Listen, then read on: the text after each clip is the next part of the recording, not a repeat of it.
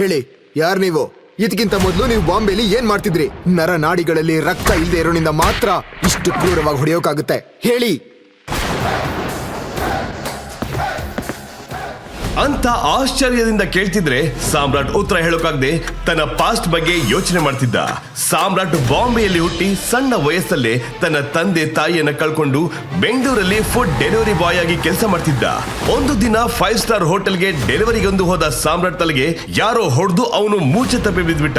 Sudden ಆಗಿ ಕಣ್ ತೆರೆದು ನೋಡಿದಾಗ ಸಾನ್ಯಾ ಹೋಟೆಲ್ ರೂಮ್ ಅಲ್ಲಿ ಅರೆಬರೆ ಬಟ್ಟೆ ಹಾಕೊಂಡು ಇಬ್ರು ಇದ್ದಾಗ ಅಲ್ಲಿಗೆ ಬಂದ ಸಾನ್ಯಾ ತಾತ ಶ್ರೀಕಂಠದತ್ತ ಈ ಪ್ರಾಬ್ಲಮ್ ಊರಿಗೆ ತಿಳಿಯೋದು ಬೇಡ ಅಂತ ಸಾಮ್ರಾಟ್ ಮತ್ತು ಸಾನ್ಯಾ ಮದುವೆ ಮಾಡಿಸಿದ್ರು.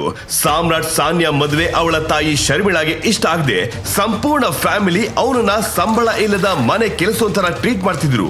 ಬಟ್ಟೆ ವಾಶ್ ಮಾಡೋದ್ರಿಂದ ಹಿಡಿದು ಸಾನ್ಯಾ ಡ್ರೈವರ್ ಆಗಿನೂ ಎಲ್ಲ ಕೆಲಸವನ್ನು ಮಾಡ್ತಿದ್ದ. ಇದರ ಮಧ್ಯೆ ಟೈಮ್ ಸಿಕ್ಕಾಗ ಡೆಲಿವರಿ ಬಾಯ್ ಕೆಲಸ ಕೂಡ ಮಾಡ್ತಿದ್ದ. ಮತ್ತೊಂದ್ ಕಡೆ ಫ್ಯಾಮಿಲಿ ಬಿಸ್ನೆಸ್ ನಲ್ಲಾದ ಲಾಸ್ ಸರಿ ಮಾಡೋಕೆ ಬಿಸ್ನೆಸ್ ಲೋನ್ಗಾಗಿ ಸಾನ್ಯಾ ಬ್ಯಾಂಕ್ ಅಲಿತಿದ್ಲು. ಒಂದು ದಿನ ಡೆಲಿವರಿ ಡ್ರೆಸ್ ಹಾಕೊಂಡು ಸಾಮ್ರಾಟ್ ಸಾನ್ಯಾಳನ್ನ ಪಿಕ್ ಮಾಡೋಕೆ ಹೋಟೆಲ್ಗೆ ಹೋದಾಗ ಅಲ್ಲೊಬ್ಬ ರಿಚ್ ಹುಡುಗ ಸಾನ್ಯಾ ಕಾಲೆಳೆಯೋದನ್ನ ನೋಡಿ ಶಾಕ್ ಆದ. ಸಾನ್ಯಾ, ಏನಾಯ್ತು? Any problem? ಹಲೋ ಮಿಸ್ಟರ್, ಇವಳು ನನ್ನ ವೈಫ್. ಸೀನ್ ಕ್ರಿಯೇಟ್ ಮಾಡದೆ ಹೋಗ್ತೀರಾ? ವಾ, ನಾನ್ ಯಾರು ಅಂತ ಗೊತ್ತಿಲ್ಲ? ಮಿನಿಸ್ಟರ್ ಮಗ, ನೀನ್ ಬಾಡಿಯರ್. ಹೋಗೋಣ. ಅವನಿಲ್ಲೇ ಇರ್ಲಿ ಡೆಲಿವರಿ ಬಾಯ್. ಹೇ, ಕೈ ಬಿಡೋ ರಾಸ್ಕಲ್, ಬಿಡೋ. ಸಾನ್ಯಾ ಅಳುವುದನ್ನು ಕಂಡು ಸಾಮ್ರಾಟ್ ಕಣ್ಣು ಸಿಟ್ಟಲ್ಲಿ ಕುದಿಯಿತು.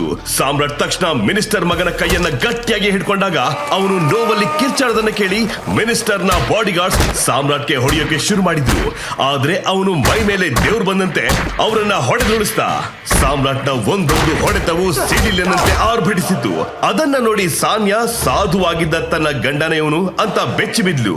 ಮಿನಿಸ್ಟರ್ ಮಗನ ಜೊತೆ ಅವನ ಬಾಡಿ ಗಾರ್ಡ್ಸ್ ರಕ್ತದ ಮಡುವಲ್ಲಿ ಬಿದ್ದಾಗ ಸಾನ್ಯಾ ಸಾಮ್ರಾಟ್ ತಡೆಯೋಕೆ ಟ್ರೈ ಮಾಡಿದ್ಲು. ಅದೇ ಸಮಯಕ್ಕೆ ಸಾಮ್ರಾಟ್, ಏಯ್, ಇನ್ನು ಮುಂದೆ ಹುಡುಗಿ ಮೇಲೆ ಕೈ ಮಾಡೋ ಯೋಚನೆ ಮಾಡಿದ್ರೆ ನಿನ್ನ ಕಂಡ ಜಾಗದಲ್ಲೇ ಹೂತಾಕ್ಬಿಡ್ತೀನಿ. ಸಾಮ್ರಾಟ್, ಸ್ಟಾಪ್ ಇಟ್. ಸಾಕು, ಬಿಟ್ಬಿಡು ಅವನನ್ನ. ಲೋನ್ ವಿಚಾರವಾಗಿ ಬ್ಯಾಂಕ್ ಮ್ಯಾನೇಜರ್ ಬರೋಕ್ ಹೇಳಿದ್ದಾರೆ. ಈಗಾಗ್ಲೇ ಲೇಟ್ ಆಯ್ತು, ಹೋಗೋಣ ಬಾ. ತನ್ನ ಬೈಕ್ ನಲ್ಲಿ ಸಾನ್ಯಾಳನ್ನ ಬ್ಯಾಂಕ್ ನಲ್ಲಿ ಬಿಟ್ಟು ಸಾಮ್ರಾಟ್ ಅಲ್ಲಿಂದ ಹೊರಟೋದ. ಅಷ್ಟರಲ್ಲಿ ಮಿನಿಸ್ಟರ್ ಮಗನನ್ನ ಸಾಮ್ರಾಟ್ ಹೊಡೆದಿರೋ ಸುದ್ದಿ ಸಿಟಿ ಫುಲ್ ಟ್ರೆಂಡಿಂಗ್ ನ್ಯೂಸ್ ಆಗೋಗಿತ್ತು. ತನ್ನ ಮಗ ಉಸಿರಿಗೆ ಹೋರಾಡ್ತಿರೋದನ್ನ ಕಂಡು ಸಿಟ್ಟಲ್ಲಿ ಮಿನಿಸ್ಟರ್ ಡಿಜಿಪಿಗೆ ಕಾಲ್ ಮಾಡಿದ್ರು. ಲೋ ಡಿಜಿಪಿ, ನನ್ನ ಮಗನನ್ನ ಸಾಮ್ರಾಟ್ ಅನ್ನೋ ಯಾವನೋ ಒಬ್ಬ ಡೆಲಿವರಿ ಬಾಯ್ ಹೊಡೆದಿದ್ದಾನೆ. ಇನ್ನೊಂದು ಗಂಟೆಯಲ್ಲಿ ಅವನನ್ನ ಹುಡುಕಿ ನನ್ನ ಕಣ್ಣು ಮುಂದೆ ನಿಲ್ಲಿಸ್ತೀಯ, ಇಲ್ಲ ಅಂದ್ರೆ ನಿನ್ನ ಕಥೆ ಮುಗಿಯುತ್ತೆ. ಮಿನಿಸ್ಟರ್ ಕಾಲ್ ಕಟ್ ಆದ ತಕ್ಷಣ ಅಲ್ಲಿಗೆ ಬಂದ ಒಬ್ಬ ಕಾನ್ಸ್ಟೇಬಲ್ ಯಾರೋ ಸಾಮ್ರಾಟ್ ಅನ್ನೋ ಡೆಲಿವರಿ ಬಾಯ್ ನಿಮ್ಮನ್ನ ನೋಡ್ಬೇಕಂತ ಗಲಾಟೆ ಮಾಡ್ತಿದ್ದಾನಂತ ಹೇಳಿದಾಗ ಅವನನ್ನ ಒಳಗೆ ಬರೋಕೆ ಡಿಜಿಪಿ ಹೇಳಿದ್ರು. ಡೆಲಿವರಿ ಬಾಯ್ ಡ್ರೆಸ್ ಹಾಕೊಂಡು ಸಾಮ್ರಾಟ್ ಸೈಲೆಂಟ್ ಆಗಿ ಒಳಗೆ ಬರ್ತಿದ್ದಂಗೆ ಅಷ್ಟು ಹೊತ್ತು ತನ್ನ ಚೇರ್ ನಲ್ಲಿ ಕೂತಿದ್ದ ಡಿಜಿಪಿ ಸಾಮ್ರಾಟ್ ನೋಡಿ ಚೇರ್ ನಿಂದ ಎದ್ದು ಶಾಕ್ ನಲ್ಲಿ ಮಾತಾಡೋಕೆ ಶುರು ಮಾಡಿದ್ರು.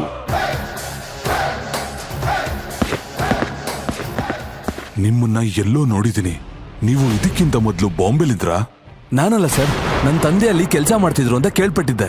ಓ, ಹಾಗಾದ್ರೆ ಟೈಗರ್ ಸಂಜಯ್ ಬಗ್ಗೆ ಏನಾದ್ರೂ ಗೊತ್ತಾ ಅಂತ ಡಿಜಿಪಿ ಕೇಳಿದಾಗ ಸಾಮ್ರಾಟ್ ತನ್ನ ಬೆರಳಲ್ಲಿದ್ದ ಟಿ ಅಕ್ಷರದ ರಿಂಗ್ ನ ಮುಟ್ಟಿ ನೋಡಿ, ಇಲ್ಲ ಸರ್, ನನಗೆ ಯಾರನ್ನೂ ಗೊತ್ತಿಲ್ಲ. ಡಿಜಿಪಿ ಸರ್, ನಾನು ಡೈರೆಕ್ಟ್ ಆಗಿ ವಿಷಯಕ್ಕೆ ಬರ್ತೀನಿ. ಮಿನಿಸ್ಟರ್ ಮಗ ನನ್ನ ವೈಫ್ ಜೊತೆ ರಾಂಗ್ ಆಗಿ ಬಿಹೇವ್ ಮಾಡ್ದ.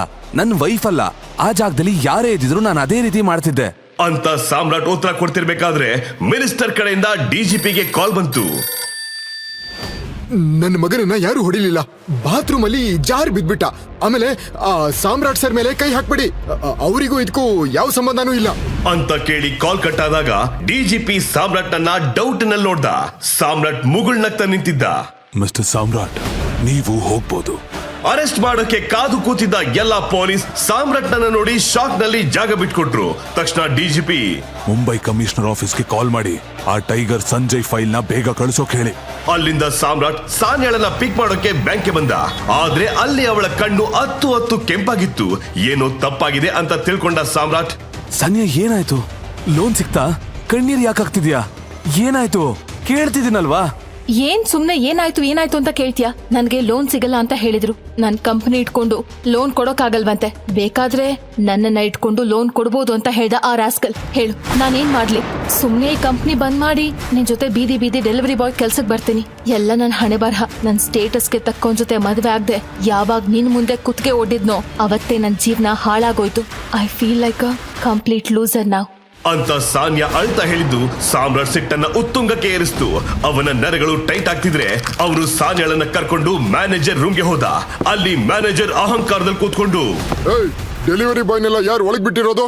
ಸರ್, ನಾನು ಸಾನಿಯಾ ಹಸ್ಬೆಂಡ್. ಓ, ಈ ಹುಡ್ಗಿನ ಏನ್ ಬೆದರಿಕೆ ಹಾಕೋಕೆ ಕರ್ಕೊಂಡ್ ಬಂದ್ಯಾ?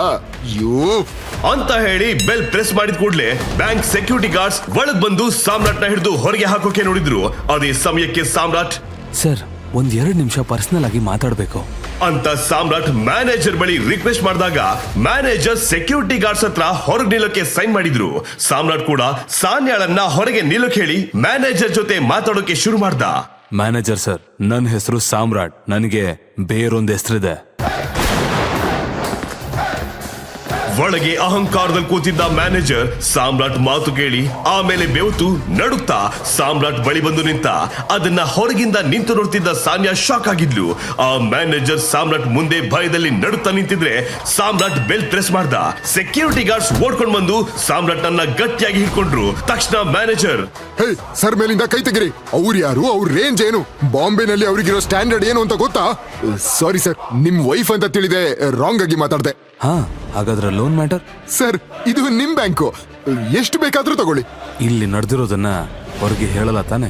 ಅಯ್ಯೋ, ಇಲ್ಲ ಸರ್. ಒಳಗೆ ಏನ್ ನಡೀತಿದೆ ಅಂತ ತಿಳಿಯದೆ ಗೊಂದಲದಲ್ಲಿದ್ದ ಸಾನ್ಯಾ ಕೈಗೆ ಸೆಕ್ಯೂರಿಟೀಸ್ ಕ್ಯಾಶ್ ತುಂಬಿರೋ ಸೂಟ್ ಕೇಸ್ ನ ಕೊಟ್ರು.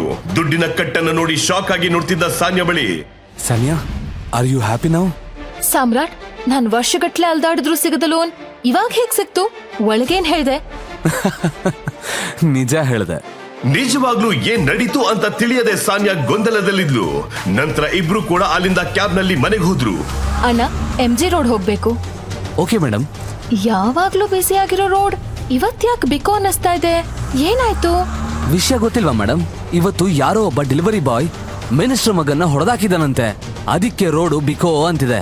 ನರ ನಾಡಿಗಳಲ್ಲಿ ರಕ್ತ ಇಲ್ದಿರೋನಿಂದ ಮಾತ್ರ ಇಷ್ಟು ಕ್ರೂರವಾಗಿ ಹೊಡೆಯೋಕಾಗುತ್ತೆ ಅಂತ ಟ್ರೀಟ್ಮೆಂಟ್ ಕೊಟ್ಟಿರೋ ಡಾಕ್ಟರ್ಸು ಭಯದಲ್ಲಿ ಹೇಳ್ತಿದ್ರಂತೆ ಅಂತ ಕ್ಯಾಬ್ ಡ್ರೈವರ್ ಹೇಳಿದಾಗ ಸಾನ್ಯಾ ಸಾಮ್ರಾಟ್ ಅನ್ನ ಓರೆಗಣ್ಣಲ್ಲಿ ನೋಡಿದ್ಲು. ಸಾಮ್ರಾಟ್ ಏನು ನಡೆಯದ ಹಾಗೆ ಸೈಲೆಂಟ್ ಆಗಿ ಕೂತಿದ್ದ. ಸ್ವಲ್ಪ ಹೊತ್ತಲ್ಲಿ ಸಾನ್ಯಾ ಮನೆ ಬಂದಿತ್ತು. ಏನು ಮಾತಾಡದೆ ಮನೆ ಒಳಗ್ ಹೋದ ಸಾಮ್ರಾಟ್ ಬಳಿ ಸಾನ್ಯಾ, ಸಾಮ್ರಾಟ್, ನಿನ್ ಹತ್ರ ಸ್ವಲ್ಪ ಮಾತಾಡ್ಬೇಕು. ನಿಜ ಹೇಳು, ನೀನ್ ಯಾರು? ಬೆಳಗ್ಗೆ ನೀನ್ ಹೊಡೆದಿರೋ ಮಿನಿಸ್ಟರ್ ಮಗ ಹಾಗೂ ಅವ್ನ್ ಜನ ಹಾಸ್ಪಿಟಲ್ ನಲ್ಲಿ ಸಾವು ಬದುಕಿನ ಮಧ್ಯೆ ಹೋರಾಡ್ತಿದ್ದಾರೆ. ಮಿನಿಸ್ಟರ್ಸ್, ಪೊಲೀಸ್ ಎಲ್ರು ನಿನ್ ಮೇಲೆ ಆಕ್ಷನ್ ತೆಗಿಯೋಕೆ ಭಯ ಪಡ್ತಿದ್ದಾರೆ. ಲೋನ್ ಕೊಡಲ್ಲ ಅಂತ ಹೇಳ್ದ ಆ ಬ್ಯಾಂಕ್ ಮ್ಯಾನೇಜರ್ ನೀನ್ ಮಾತಾಡಿದ ಮೇಲೆ ಕಾಲಿಗೆ ಬಿದ್ದು ದುಡ್ಡು ಕೊಡ್ತೀನಿ ಅಂತ ಹೇಳ್ತಿದ್ದಾನೆ. ನೀನ್ ಯಾರು? ಮುಂಬೈನಲ್ಲಿ ಏನ್ ಮಾಡ್ತಿದ್ದೆ ಅಂತ ಸಾನ್ಯಾ ಪ್ರಶ್ನೆಗಳ ಸುರಿಮಳೆ ಹಾಕ್ತಿದ್ರೆ ಸಾಮ್ರಾಟ್ ಉತ್ತರ ಕೊಡದೆ ಒಳಗ್ ಹೋಗಿ ಡೋರ್ ಕ್ಲೋಸ್ ಮಾಡಿ ತಿರುಗಿ ನಿಂತ. ಸಾನ್ಯಾ ಪ್ರಶ್ನೆಗಳು ಸಾಮ್ರಾಟ್ ಕಿವಿಯಲ್ಲಿ ಗುಂಗುಡ್ತಿದ್ರೆ ಅವನ ಕಣ್ಣಲ್ಲಿ ಅವನ ಪಾಸ್ಟ್ ಮೆಮೊರೀಸ್ ಫ್ಲಾಶ್ ಆದ್ವು. ಹೇಳಿ, ಯಾರ್ ನೀವು? ನಿಜವಾಗ್ಲೂ ನಾನು ಯಾರು? ಬಾಂಬೆಲಿ ನನಗೇನಾಗಿತ್ತು? ನನಗೂ ದಿ ಗ್ರೇಟ್ ಟೈಗರ್ ಸಂಜಯ್ಗೂ ಇರೋ ನಂಟೇನು? ಇಷ್ಟು ಟೈಮ್ ನಾನು ಬಚ್ಚಿಟ್ಟ ರಹಸ್ಯ ಹೊರಗೆ ಬಂದ್ರೆ ನನ್ನ ವೈಫ್ ಸಾನ್ಯಾ ಮಾತ್ರ ಅಲ್ಲ, ನೀವು ಕೂಡ ಬೆಚ್ಚ ಬೀಳ್ತೀರಾ. ಅದನ್ನ ತಿಳ್ಕೋಬೇಕಾದ್ರೆ ಪಾಕೆಟ್ FM ಆಪ್ ಡೌನ್ಲೋಡ್ ಮಾಡಿ ಕೇಳಿ ಟೈಗರ್ ರಿಟರ್ನ್ಸ್.